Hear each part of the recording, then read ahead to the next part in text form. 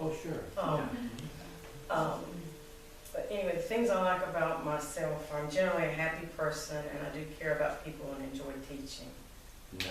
Thank you. Morning, my name is Ron Anak. I'm from Windsor Forks, Nova Scotia, in Canada. I think, in my view, it's about self-fulfillment, from growing from within. And this is very, very important for me. And then I can look at sharing it down the road. What I like most about myself is my smile, a really optimistic, positive attitude, and a great sense of humor. Good. Thank you. Hi, I'm Marcy. I live where he does, since we're married. That's good.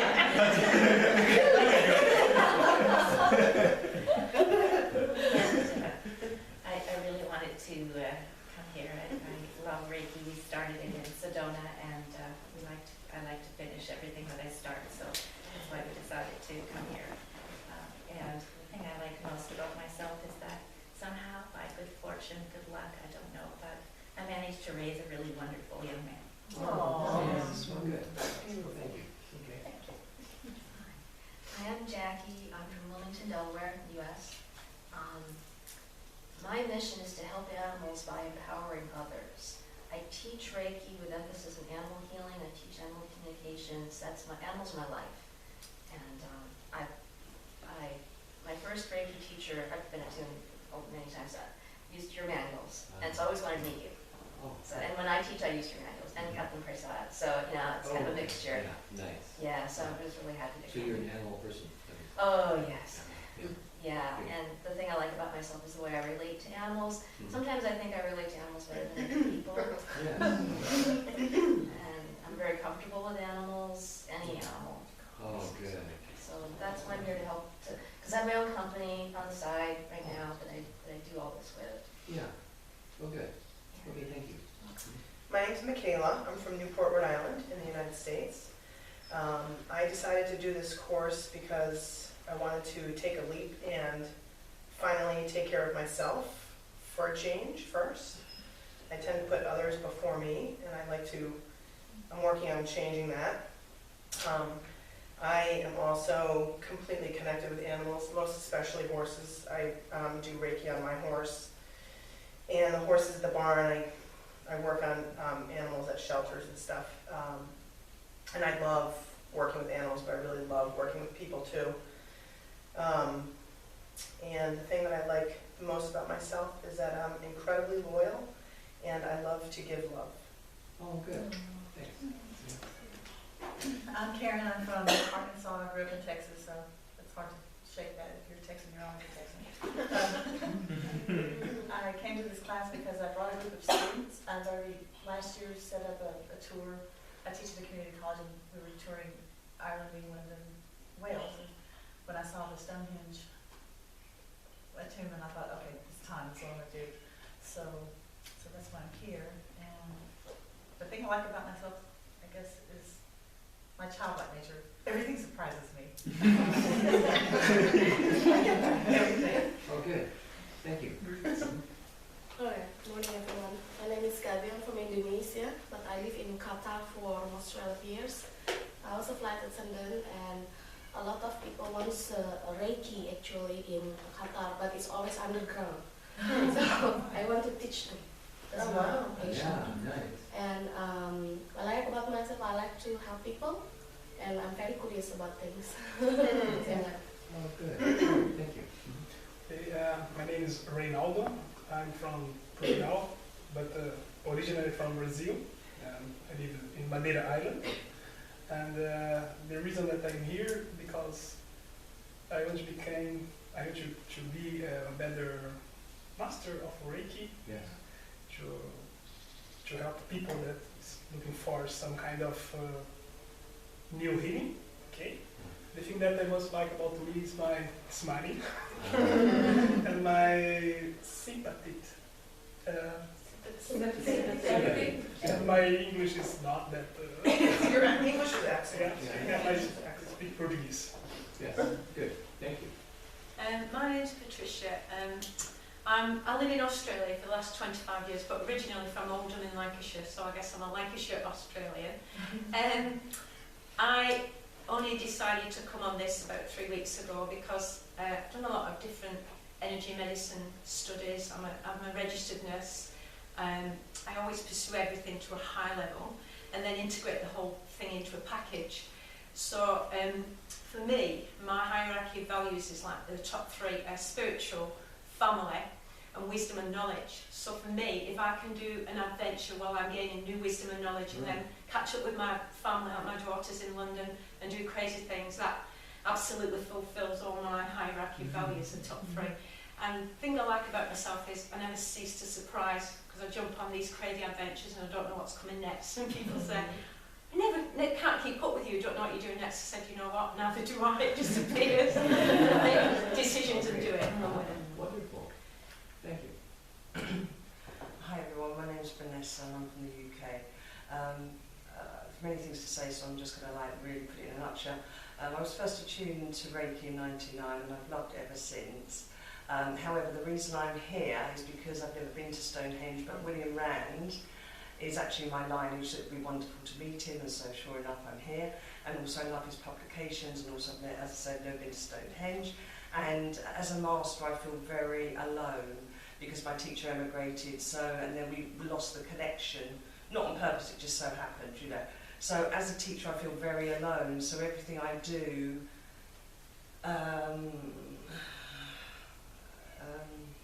it's like having a child, putting them in a foreign country, in a different playground and say, right, go do.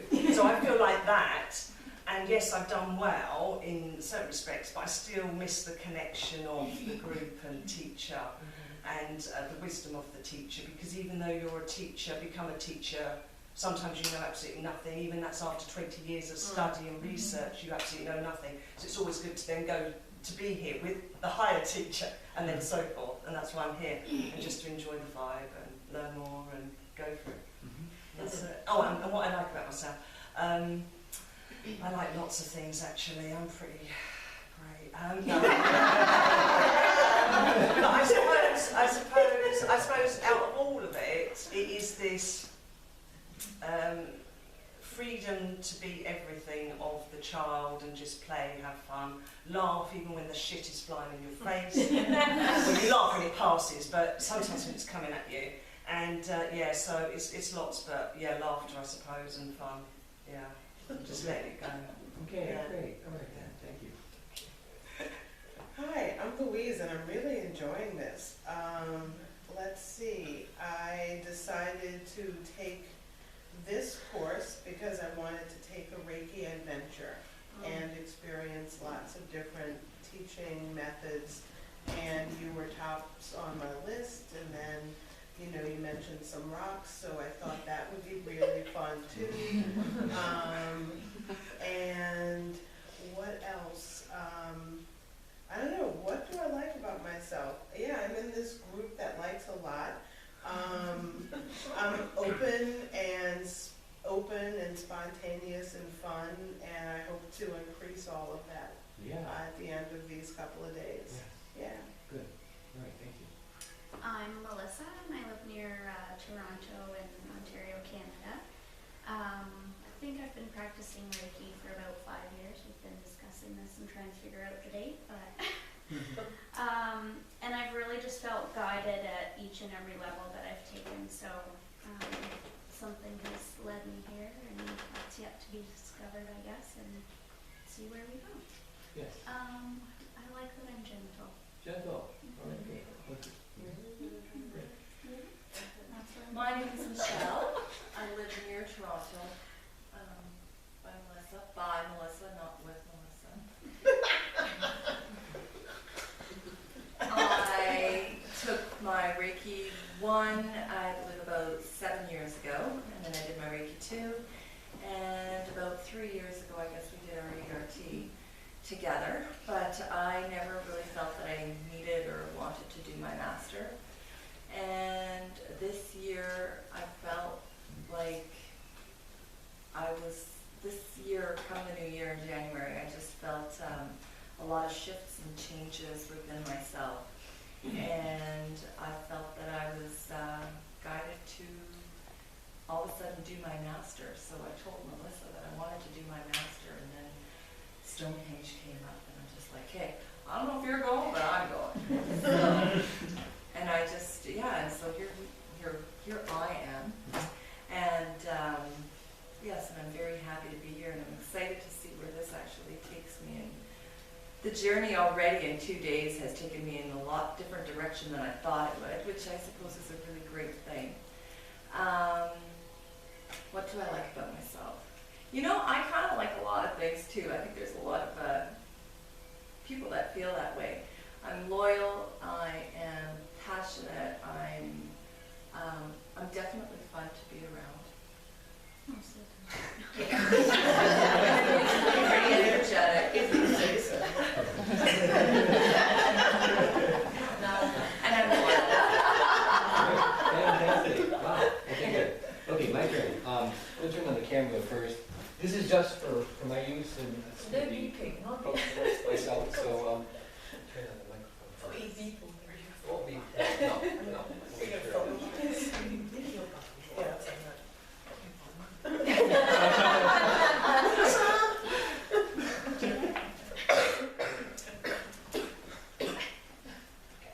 Can we get copies of that?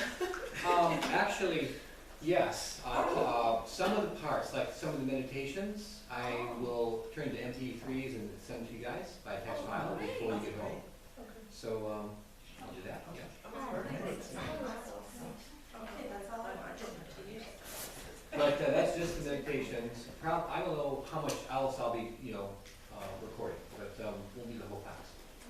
Okay, so I'm Lily Lee Rand. I'm a Reiki master, and I thought I would give you a little bit longer introduction, just so you get understanding about how I became and why I do what I do. So anyway, I became interested in metaphysics back in high school. And at that time, I was going to graduate, become an adult, hopefully, and I thought, what do adults do? Because I never thought about that up to that point. And then I started paying more attention because I thought, well, I better get ready. So I started paying attention to my parents and what they were doing, newspapers, television, watching the adult world. And pretty soon I thought, oh, looks pretty straightforward.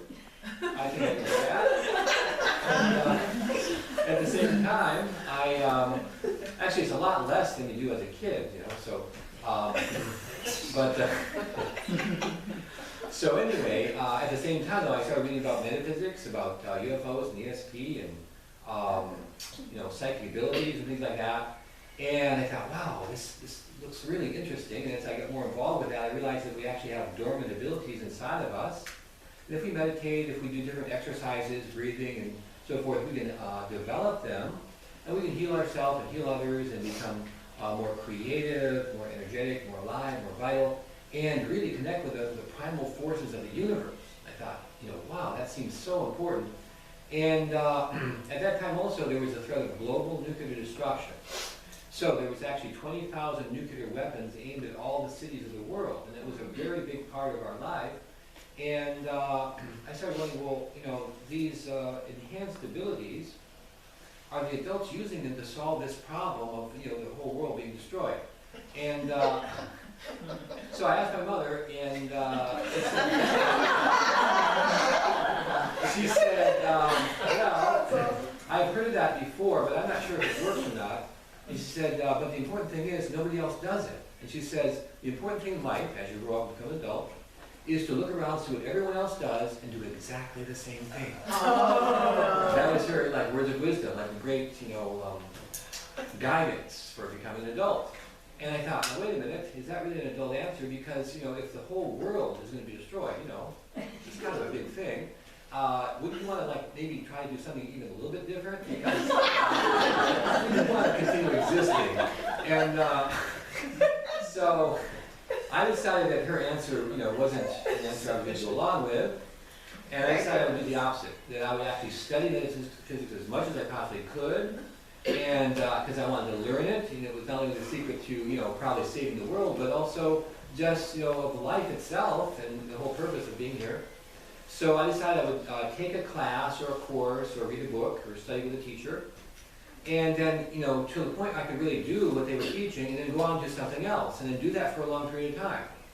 So I did that, and I started out with the Rosicrucians. How many have heard of the Rosicrucian order? Yeah. Yeah. So I started with them, and they had lessons that they sent every week. They're monographs, they're about religion and philosophy and metaphysics and Also, there are exercises to do to develop your psychic abilities.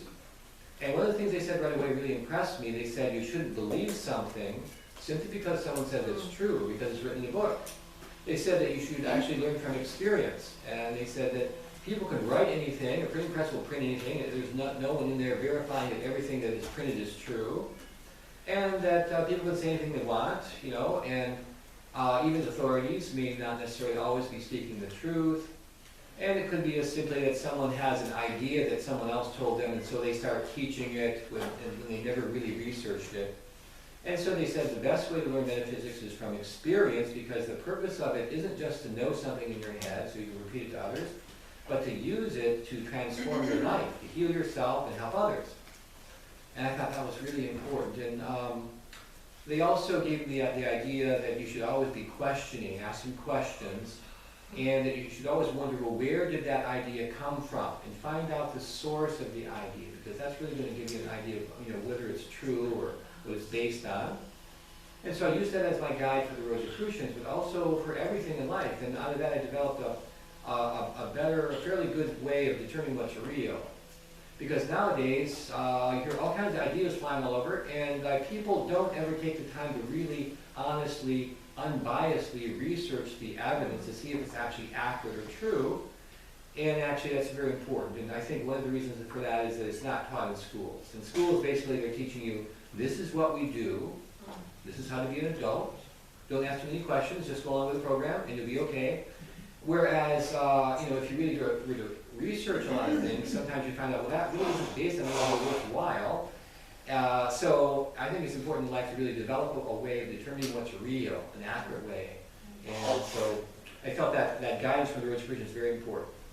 So I was a Rosicrucian, and I went on to become a hypnotherapist. I help people lose weight, stop smoking, connect with the power of the subconscious mind. I was interested in astrology and also in Hawaii, and a friend of mine had moved to Hawaii, so I moved to Hawaii and I became an astrologer. And started doing charts for people, and actually I had an idea for my own chart, a special kind of chart. How many do astrology or know something about it? Have your chart up.